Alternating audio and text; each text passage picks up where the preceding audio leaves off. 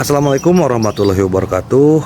Mimin lanjutkan lagi cerita Raja Kegelapan Cipenya. Tapi seperti biasa, sebelum dilanjut, bantu tekan tombol like dan berkomentar juga Tuan Rena. Gas. Bab 1567 Penyelamatan. Tangan Wang Guangyu yang hendak menyentuh tubuh Long Ke'er dengan cepat ditarik kembali, dan tubuhnya terdorong ke belakang.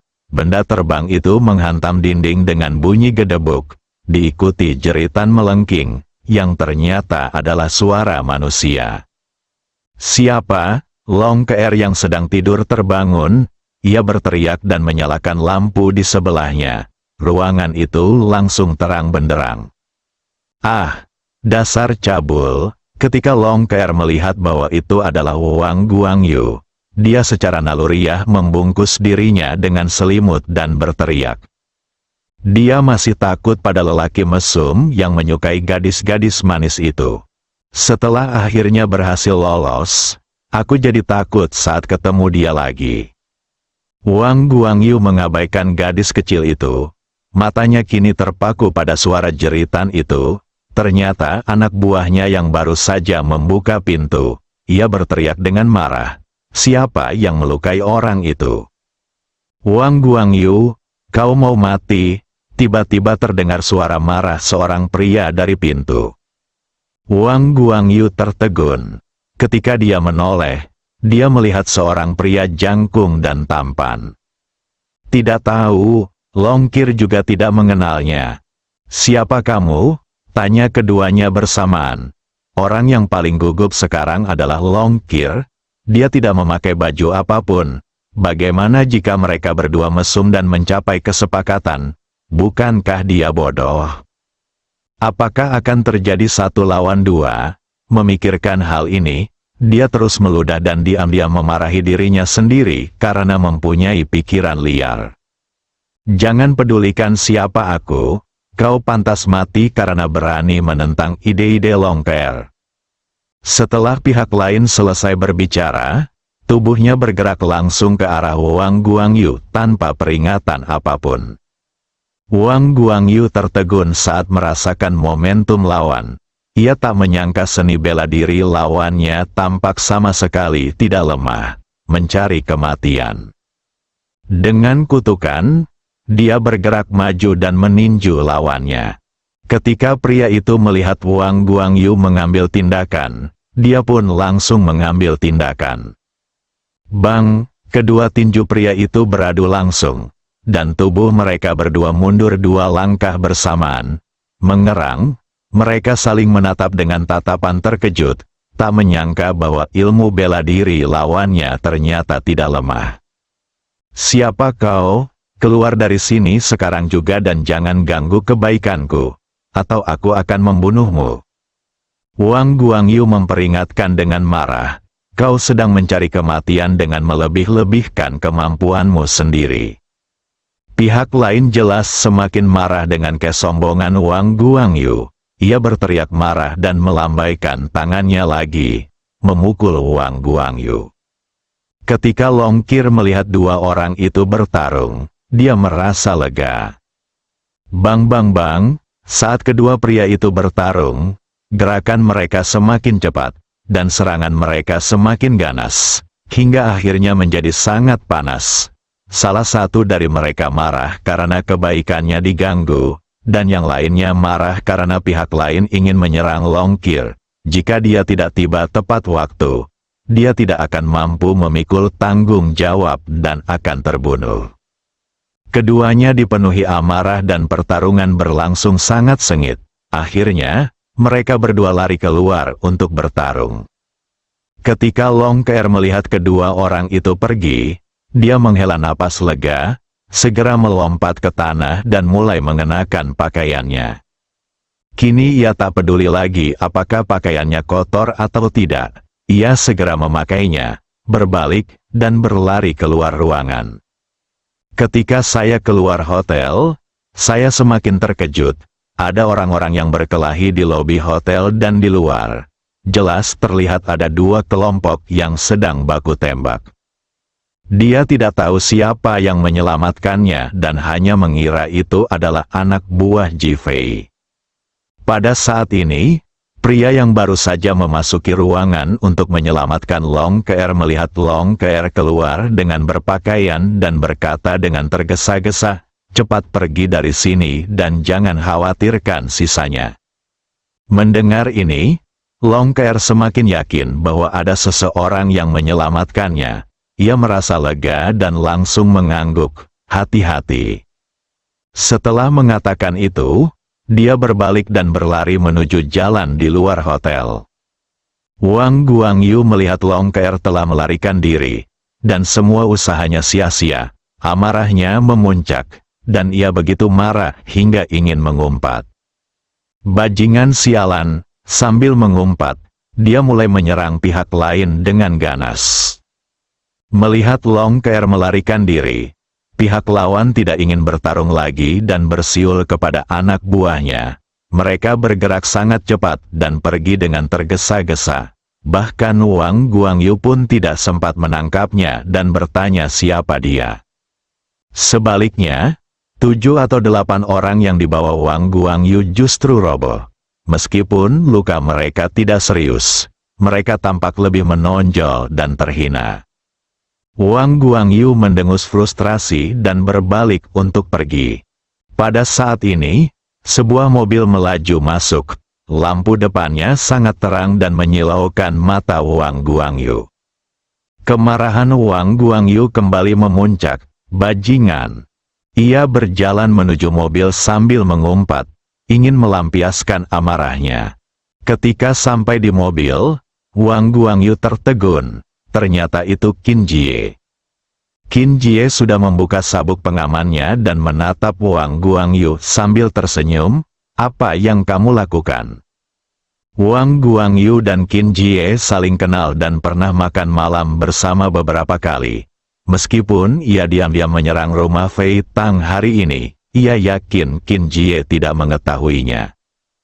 Terlebih lagi, ekspresi Qin Jie saat ini menunjukkan bahwa dia tidak tahu apa yang sedang terjadi, tetapi dia senang bertemu dengannya. "Anak buahku baru saja disergap. Aku ingin mengejar, tapi lampu depan kalian menyilaukanku." Wang Guangyu hanya bisa mencari alasan yang lebih baik untuk menutupinya. Dia tidak bisa begitu saja mengatakan bahwa anak buahnya dipukuli habis-habisan, kan? Mendengar ini, Qin Jie tidak dapat menahan diri untuk tidak mengerutkan kening dan bertanya dengan tidak percaya, "Apakah ada yang menyerangmu secara diam-diam?" Wang Guangyu melihat ekspresi buruk Qin Jie dan tiba-tiba matanya berubah. Ya, mereka tampaknya sangat kuat dan sangat kuat. Qin Jie tidak tahu bahwa Wang Guangyu sengaja menipunya, mencoba membuatnya berpikir bahwa dialah yang menyerang Fei Tang Mansion. Ekspresinya benar-benar berubah sangat buruk. "Kami di Fei Tang Mansion juga mengalami sesuatu yang menyebalkan hari ini." Setelah Qin Jie menceritakan kisahnya, Wang Guangyu juga mengungkapkan rasa simpatinya yang besar, dan bahkan secara langsung menyatakan bahwa ia curiga kalau orang-orang tadi adalah orang-orang yang menyerang Fei Tang Mansion. Qin Jie benar-benar mempercayainya. Hal ini membuat Wang Guangyu sangat senang. Keduanya mengobrol sebentar dan keduanya menyatakan akan mencari dan membunuh satu sama lain untuk melampiaskan amarah.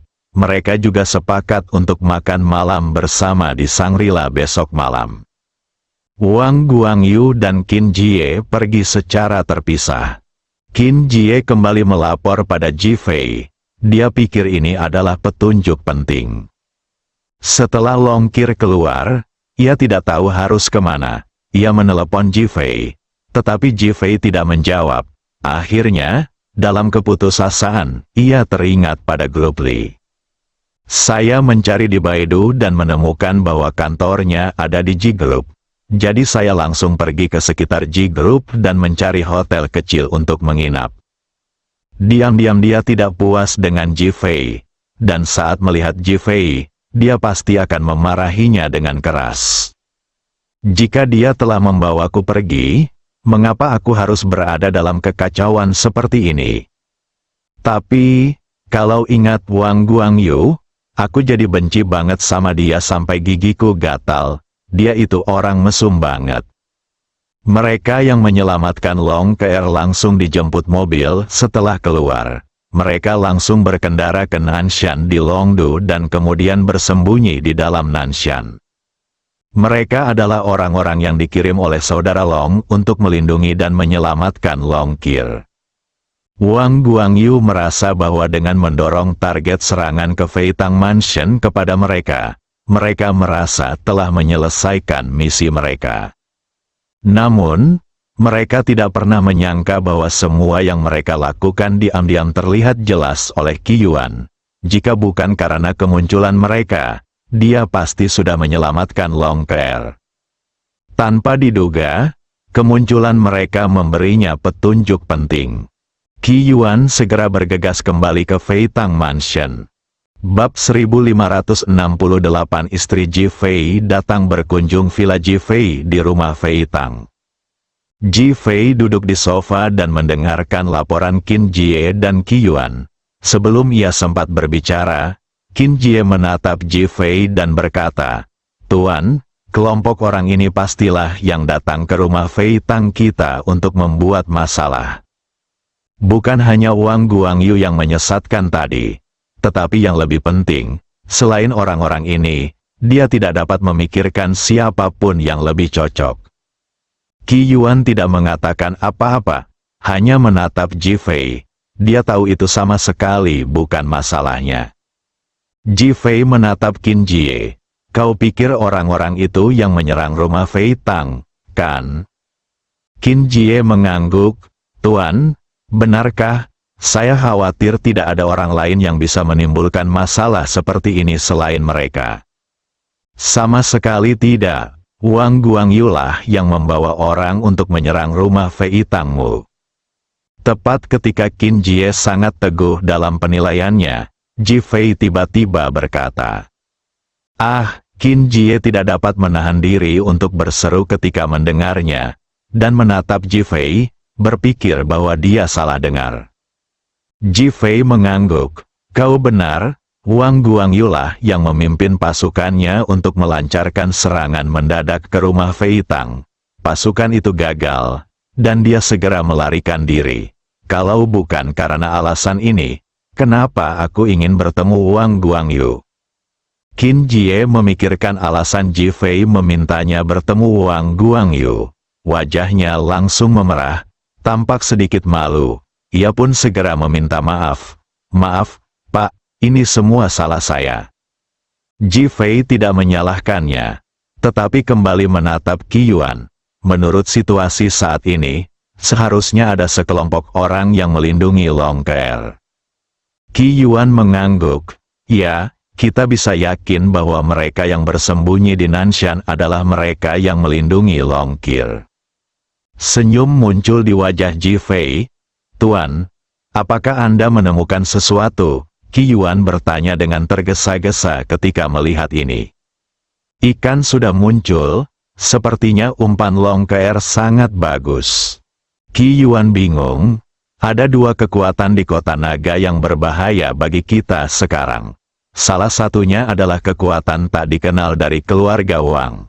Mereka bisa memobilisasi organisasi manusia serigala untuk menyerang kita. Qin Jie mengangguk, sekarang dia membenci Wang Guangyu sampai ke akar-akarnya. Kekuatan kedua adalah kekuatan yang melindungi Long Ke'er. Kalau tidak salah, kekuatan ini adalah kekuatan Long Ge, yang juga merupakan kekuatan yang paling ingin kita temukan. Lalu apa yang harus kita lakukan? Qin Jie menatap Ji Fei dan bertanya, "Apakah kamu tidak akan bertemu Wang Guangyu besok?" Qin Jie mengangguk, "Kalau begitu, katakan saja padanya bahwa kau telah menemukan tempat persembunyiannya dan minta dia pergi ke Nanshan bersamamu untuk membantumu membunuh orang-orang itu." Qin Jie sedikit mengernyit, "Tuan, bukankah itu sama saja dengan kita membantu Wang Guangyu?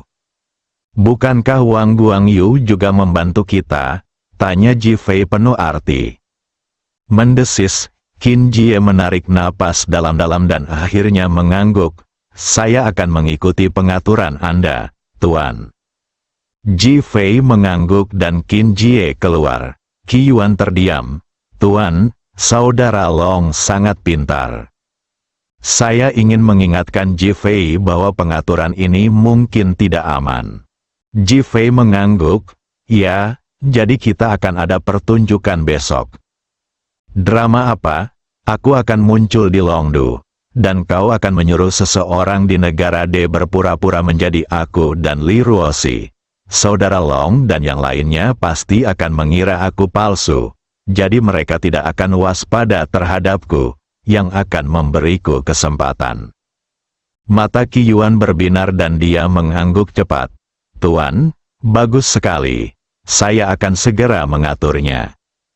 Setelah Qi Yuan selesai berbicara, dia bergegas keluar untuk membuat pengaturan. Segera Ji Fei dan Li Ruoxi muncul di negara D. Ji Fei duduk di ruang tamu dengan senyum lebar di wajahnya.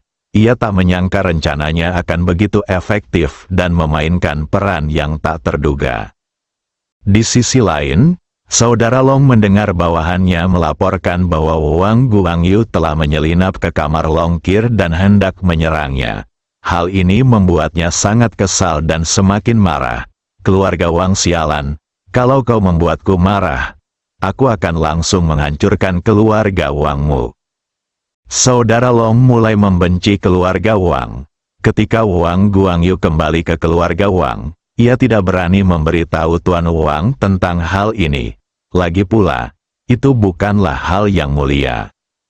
Hari berikutnya, ketika Ji Fei bangun, Zuli dan Seng Lingyun melihatnya, seperti melihat alien.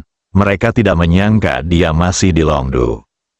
Benarkah? Sungguh. Ji Fei menatap kedua wanita itu dan menggoda sambil tersenyum. Julie tiba-tiba berlari dan berkata, aku akan memelukmu untuk mengetahui apakah kau Raja Naga yang sebenarnya. Sambil berbicara, ia merentangkan tangannya dan ingin memeluk Ji Fei erat-erat, tetapi Ji Fei melompat ke samping dan berkata, kau memanfaatkanku, aku sudah menikah dan berbakti kepada istriku.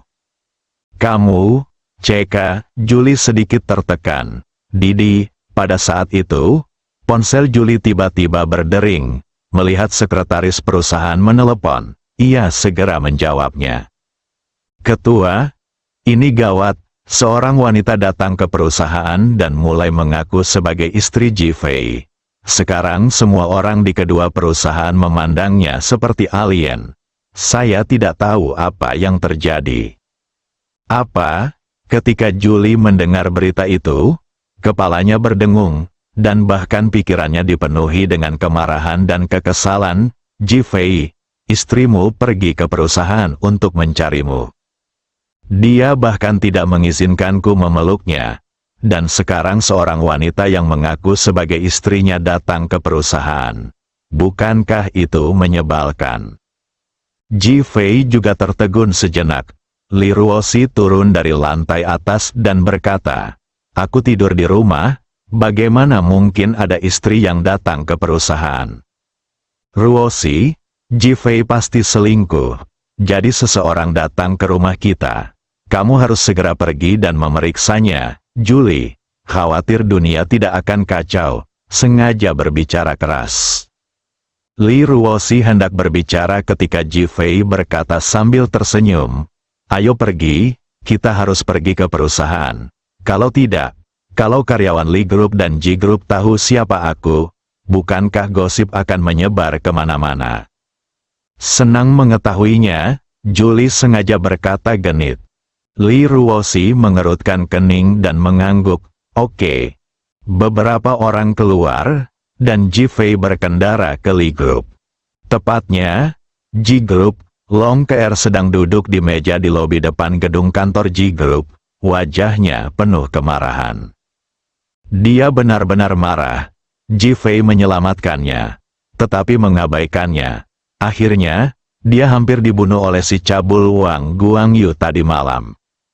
Akibatnya, Saya tidak bisa menginap di hotel bintang 5 dan harus menginap di hotel kecil. Jadi, dia datang ke perusahaan pagi-pagi sekali tadi. Petugas keamanan ingin menghentikannya, tetapi dia langsung mengatakan bahwa dia adalah istri Jifei.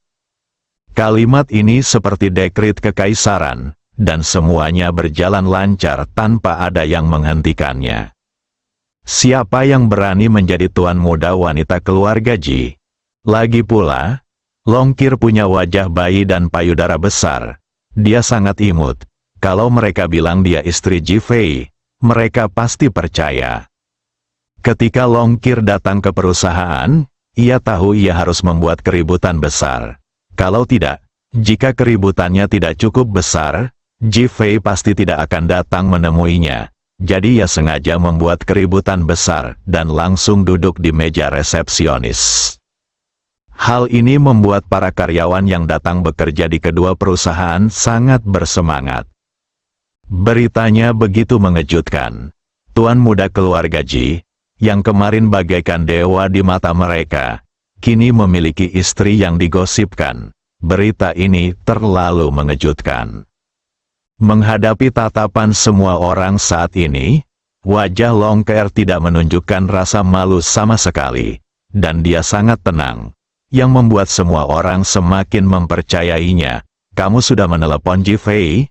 Kalau dia tidak datang, aku akan menggugurkan kandungan. Longkir menatap sekretaris Julie dan bertanya dengan keras. Bersambung.